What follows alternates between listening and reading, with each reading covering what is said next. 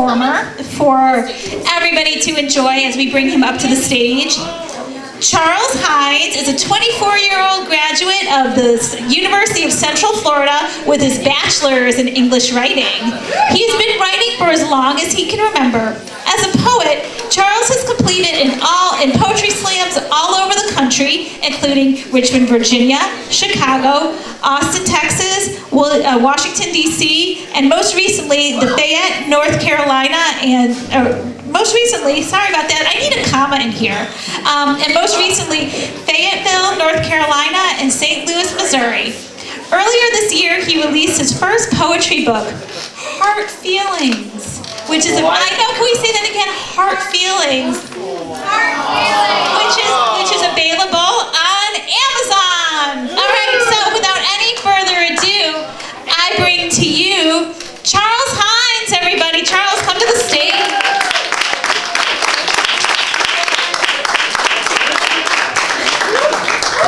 Hello, everybody. Okay, hold on. I'm gonna lower this mic because I'm a small person. You got it?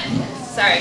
Professional stagehand. Thank you. I'm super used to having to lower the mic. It's like a huge deal. I wrote a poem about it, but we're not gonna talk about it.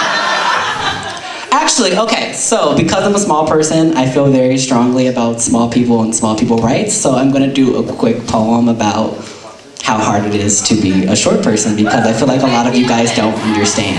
All right?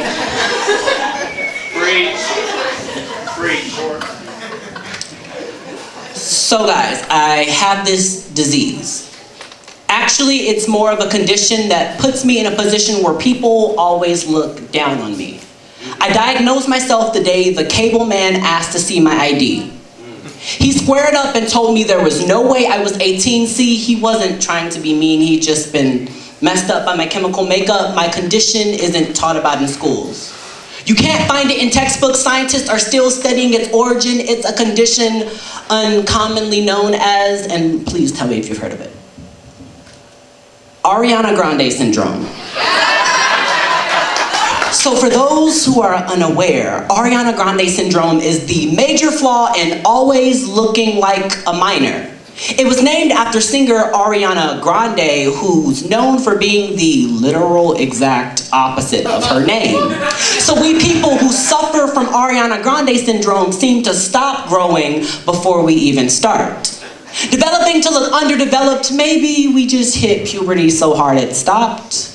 And tall people, you think this shit is hilarious. You call us travel-sized, pocket-sized, fun-sized.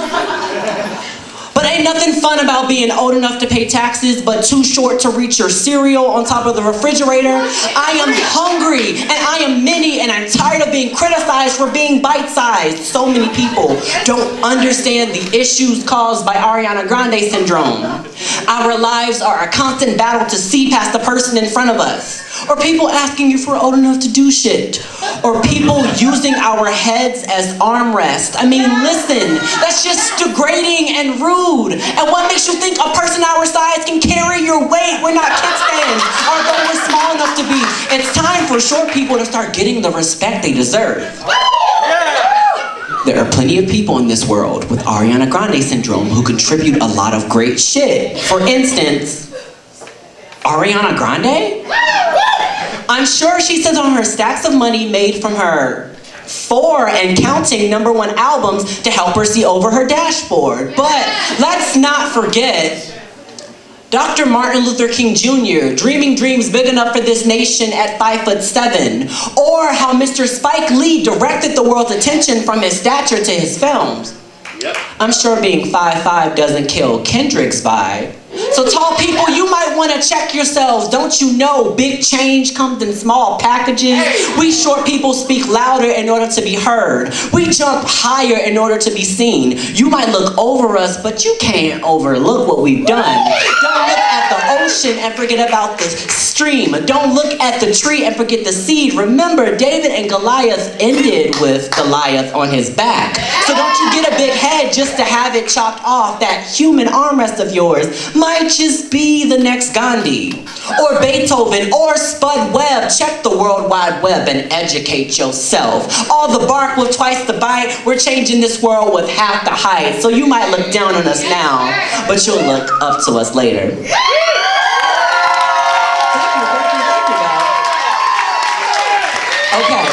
Okay. All right. So, I don't want to take up too much time. I'm going to do one more piece. Is that okay? Okay. So I wanted to keep with the theme because it is Christmas time and it's naughty and nice theme, and so I wanted to write about something I felt really strongly about when it comes to the holiday season, and I hope you can appreciate it as much as I did, and if not, then don't tell me. The season of Mariah Carey starts the Friday after Thanksgiving and lasts until January 5th the following year. In this time, and only this time, it is acceptable to binge listen to Christmas music. Also in this time is when Mariah Carey's 1994 bop, All I Want for Christmas Is You, resurfaces atop the Billboard charts. I cannot begin to explain how this is the absolute most iconic thing in the history of iconic things. If you don't already understand why Mariah Carey is literally Christmas, I don't think this poem will change anything. But that's not gonna stop me from stuffing your stocking with the queen of music. First of all, her initials are MC, which stands for Mariah the Carey, or Merry the Christmas. She literally has a slogan that says MC from NC. That shit is too perfect. Not to mention that if the wise men were really wise, they would have brought Jesus gold, frankincense, and Mariah Carey's 15-album discography, but that's not the point. The point is, this miracle song, All I Want for Christmas Is You, was bestowed to us 25 years ago and is still the world's favorite Christmas song. Not to mention her cover of Oh Holy Night or Oh Santa and other endless holiday classics she's given us. Mariah and Christmas just have an undeniable connection. I bet Nick Cannon wasn't the only Nick that had Mariah's heart. All I Want for Christmas Is You is like the ultimate love letter to Saint Nick himself. It wasn't mommy kissing Santa Claus, it was Mariah with her angelic Ave Maria voice, trimming your tree and saving your life. But let's also talk about how the song exercises healthy communication and negotiation skills. Mariah is politely reasoning with Santa in order to get to the one she loves. She renounces greed and compromises in order to achieve the ultimate Christmas goal.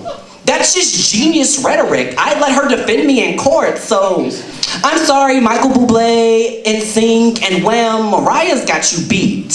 Her holiday hits are the supreme soundtrack of this season, and the song outsells every other Christmas song ever. That's fact, not opinion. So don't look at me like I'm on crack when I wish you a happy Mariah season like you don't know what I'm talking about. If you're not Jewish, you don't really have a reason not to be shaking your booty when Mariah hits the radio. It's Christmas culture. And if you don't know, now you know. Happy Mariah season. Thank you guys.